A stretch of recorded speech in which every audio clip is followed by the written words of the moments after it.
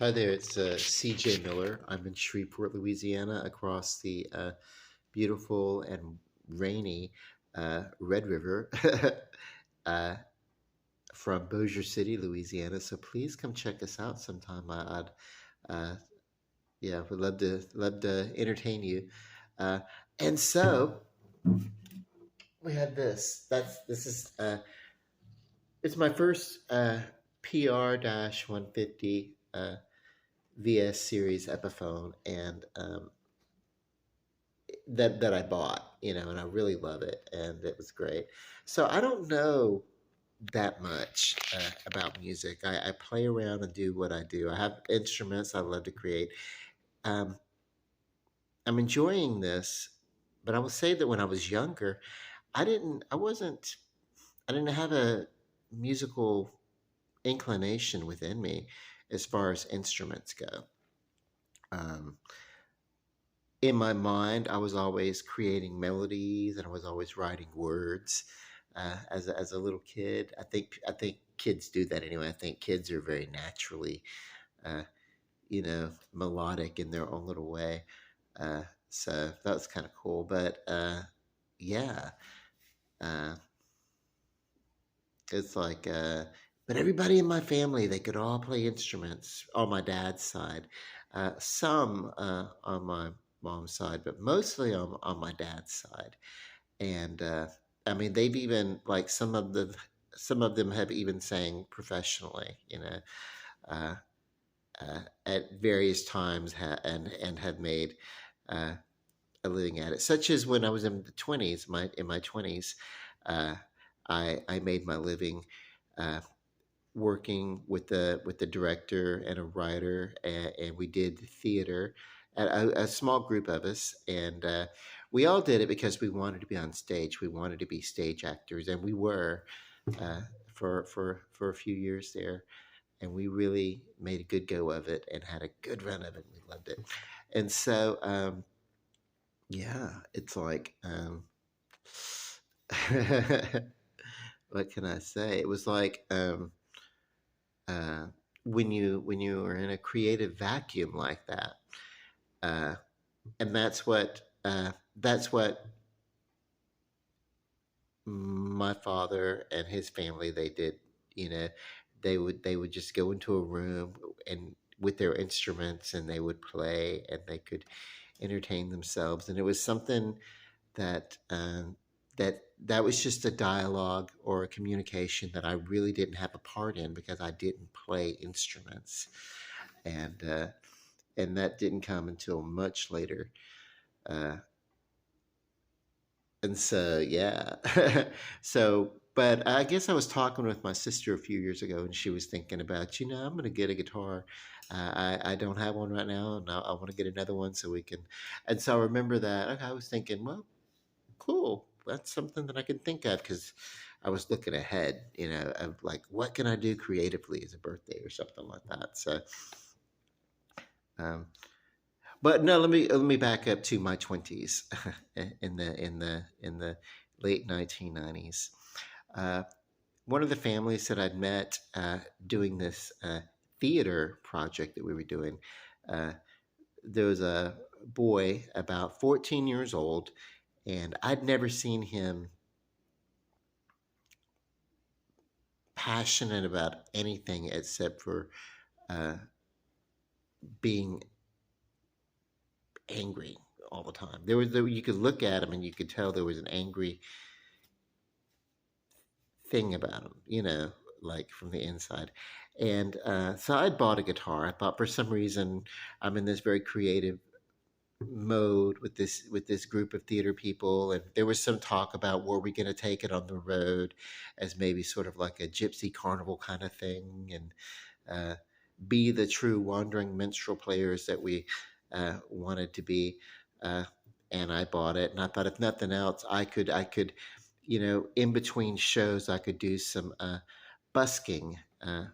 Busking is what you call street theaters, street performers. When you see someone with a guitar on the sidewalk and they're playing, uh, and you are giving them, hopefully, uh, some change if you enjoy their performance. That's called busking, what they're doing.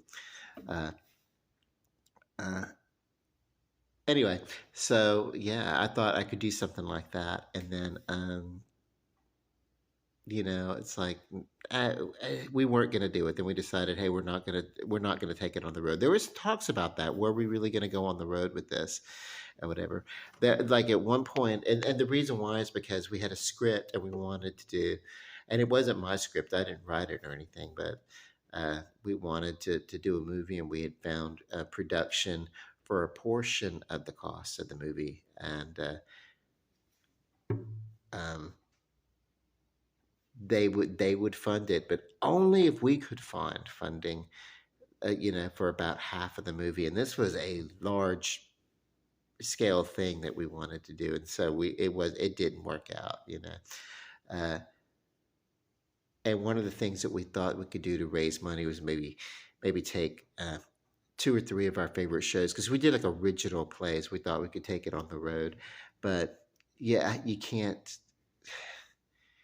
These are like families with children, so you can't take that on the road and then expect the children to have some sort of stability or something. And then to go away from families and stuff. Some of us were single and we could do that, but most were not. Most had families and this and that. And so there was some choices, tough choices, because you love the theater at the time, but then also you love your family, and you've got to you have to come to the choice: is this going to be something that is a passionate hobby, or is this something that you're going to you be uh, the calling of your life, giving it to the theater, because that's what you have to do, really. And so a lot of us uh, didn't feel that, and at the time I wasn't in the mood to really leave town. I left sometime later, but I did remember at the time I had bought a guitar, and it wasn't this one, but it was a very great guitar. I spent probably about 400 on it, and this was in the 1990s. Uh, so if that tells you, uh, you know, uh, the change in the economy from now to then, uh,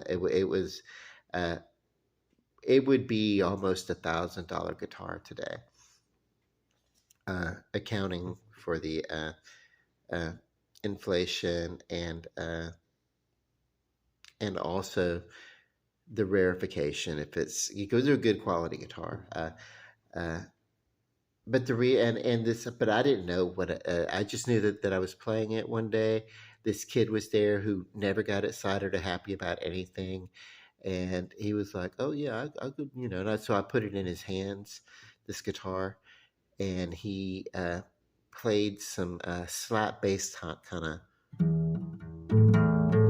Well, I'm screwing it up. Just basically, just kind of whatever. I don't know. He made some sounds off of this guitar that I've not been able to reproduce, even playing new guitars now and everything. Just I don't know. It's to me it was obvious that he had like some talent with it. So, um, but it made him happy, and I'd never seen anything make this kid happy, never. So I gave him the guitar that I did not know how to play, that maybe I was going to learn how to play one day, but at that time, with everything going on, I wasn't going to be able to learn how to play. Uh, so that was cool. So there are various times that I've had instruments and that I've wanted to play. There were a couple of times that I've had some keyboards uh, in my early adulthood, and that I've maybe learned some chord shapes or something like that and would want to play. But I don't know. Wasn't until later, and it was basically because I had to learn how to learn. You know, And then once I knew that I could learn, I could feel comfortable investing some time and energy and some money, because this was a nice guitar. It wasn't as nice or as expensive as the one I gave the kid. But yeah, my sister had been talking about needing to get a guitar just so she could revisit her hobby. Uh, and I was like, what the heck? So I bought us each one of these, and they were about $99 at the time. And then, of course, shortly after that, they did increase and they did go up to about $400. And then uh, pandemic, and they kind of went away and they weren't being sold or whatever. I don't know what it is. I don't know. But all of a sudden, this particular this particular guitar, this not this one, it's not this individual guitar, but this particular model of guitar, they were all over the place again in the market, and so the price went.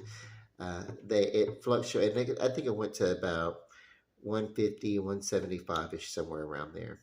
You know, so it goes up, it goes up, it goes down, whatever. But it is increasing. When it dipped to about 150, something like that. So, and this was a few years after I had it. It's the same model and everything. What I did was I bought one, left it in the box. It's in the spare room where I keep some of the instruments that I have, and it's just in the box. It's this exact model of guitar, and it's never coming out of the box. That's a little bit of a. I, I didn't buy it for playing that one. I bought for collecting.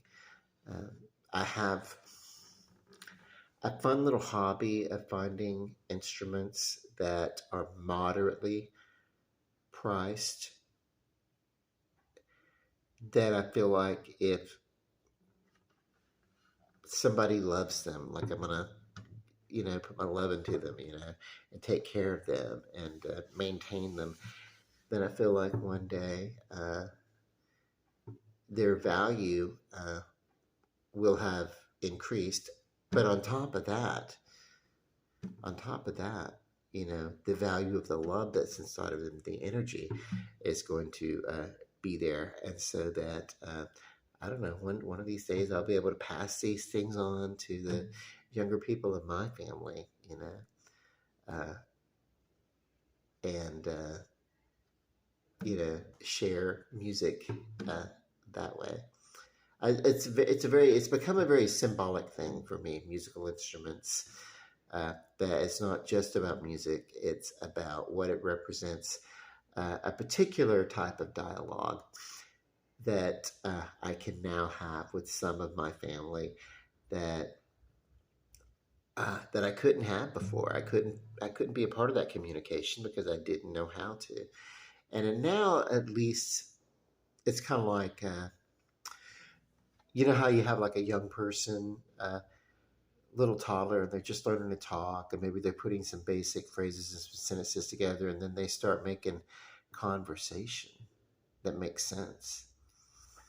That's maybe right around where I am. At my skill level with music. It's like, oh, I can find some chords, I can find some rhythms, and I can find it on a wide variety of instruments. So that's kind of cool. Um, and you know, so that's just something that I can do that I was not able to do before, and I'm happy about that. And if you cannot tell, even if I'm not a musician professionally, it's just thinking about music and taking care of things uh, of a musical nature. Uh, it just brings me relaxation and peace and everything. This particular guitar, I had broken the strings. I hadn't been playing it for a long time. And when I take guitars in to get the strings changed, they always try to upsell, and there's always like some sales clerk, and they're like Judge Reinhold in that movie Fast Times at Ridgemont High that came out in the 1980s, and he's trying to like sell the dude, the massive speakers, uh, for his job that he's working in. The guy's like, "Fuck yeah!" And Judge Reinhold's like, "Fuck yeah!" And then the guy's very pregnant teenage girlfriend comes in, and he's like, "Oh man, well let me get you into a speaker that's a little bit more uh, your budget though. This is great. So but that's not what happens at Guitar Center. They don't care what's going on. They just want to upsell you. Uh, Not just Guitar Center, but also Shreveport Music. Just any of the music stores that I've gone into, their game is to really, if you're asking questions, they're gonna really, you're not gonna get an answer based on knowledge or performance. You're gonna get an answer based on which is the highest uh, marked product. If I go in to get strings and the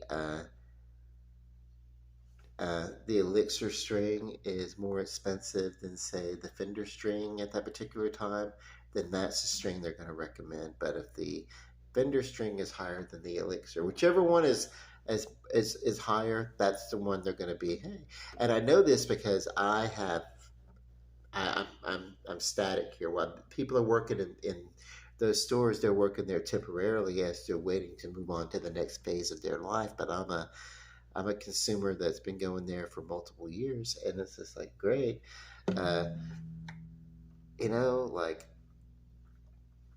I know more about the types of strings that I'm looking for uh, than you know about what products that you have.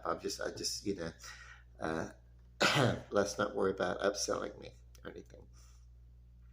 Uh, but anyway, that's their job, and everybody wants to make money and everything. So it's my advice when you go into a music store and you're going to buy some strings to change on your guitar. Uh, know what you're looking for, uh, and know the quality and know why you're looking, because they will try to upsell you. And it's for me that's a turnoff. That's normally high pressure upsells make me kind of like, you know, it'll turn me from a zealous buyer to a disappointed no sell from 0 to 60, like in like 0 seconds, like like in the beat of a heart. Like my mood will change. I will be like, you dude, you don't know what the hell you're talking about. Your goal is pushing to sell, uh, and I need you to consider the need of the customer before you. Uh, and it's more important, say, than you making more money on this individual sale. If you take care of your customer in any business, regardless of the amount of money you think you're going to get out of them, if you just take care it per individual visit to the business, if you take care of your customer, their needs, if you really do it, then you will have repeat. Uh,